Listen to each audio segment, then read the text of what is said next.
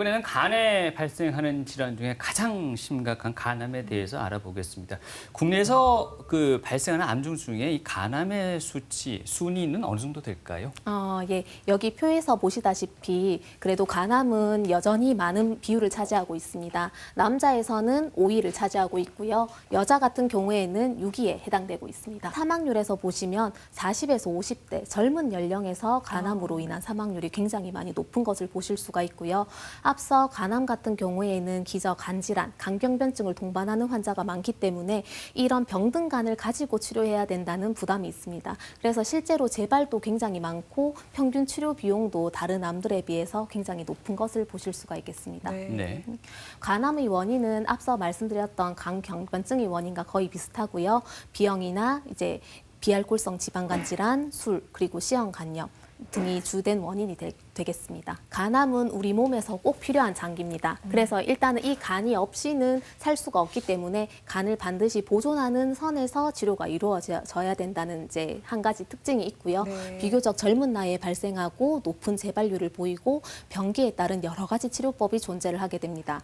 또한 대부분 간염이나 간경변증을 동반하기 때문에 고위험 집단이 존재를 하게 됩니다. 이런 여러 가지 특징이 있습니다. 네, 간암의 특징까지도 설명을 해주셨는데 네. 계속 말씀을 해주시는 게 간은 잘 티가 나지 않는다. 그렇죠. 이 간암 역시도 이제 초기에는 좀 발견하기가 어려운 건지 검진 받기에는 방법이 없는 건지도 좀 궁금합니다. 간암도 역시 상당수에서는 특별한 증상이 없습니다. 일부 환자에서는 우상복부의 통증이나 덩어리, 기존 간질환이 악화되거나 피로나 쇠약감, 체중 감소 등의 증상이 발생을 하는데요. 사실은 이렇게 증상이 발생돼서 검사를 하는 경우에는 이미 진행된 경우가 많습니다. 그래서 간암이 생길 위험성이 높은 사람은 주기적으로 복부 초음파, 경우에 따라서 CT나 MRI나 또 혈액 검사를 통한 정기 검진을 받는 것이 무엇보다도 중요하겠습니다. 네. 네. 보통 건강검진 보면요. 초음파는 선택사항이고 혈액검사는 기본적인 사항입니다. 이 두 가지 검사가 어떤 간의 이상을 발견하는 데는 다른 역할을 한다고 들었는데요. 예.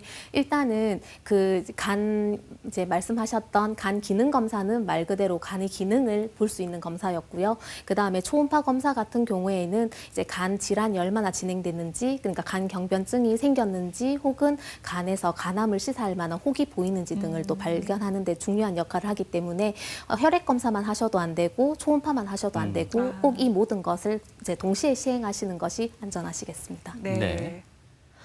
그래서 국가암 검진 사업을 시행을 하고 있는데요. 이제 전 국민을 대상으로 하는 건 아닙니다. 간암 같은 경우에는 고위험군이 있기 때문에 만 40세 이상 고위험군에서 특히 이제 앞서 말씀드렸듯이 간경변증, 비형 간염 바이러스, 그리고 C형 간염에 이제 감염된 환자를 대상으로 1년에 2회, 상반기, 하반기 각 1회씩 해서 간 초음파 검사와 혈청 알파 태아 단백 검사를 시행을 하게 됩니다.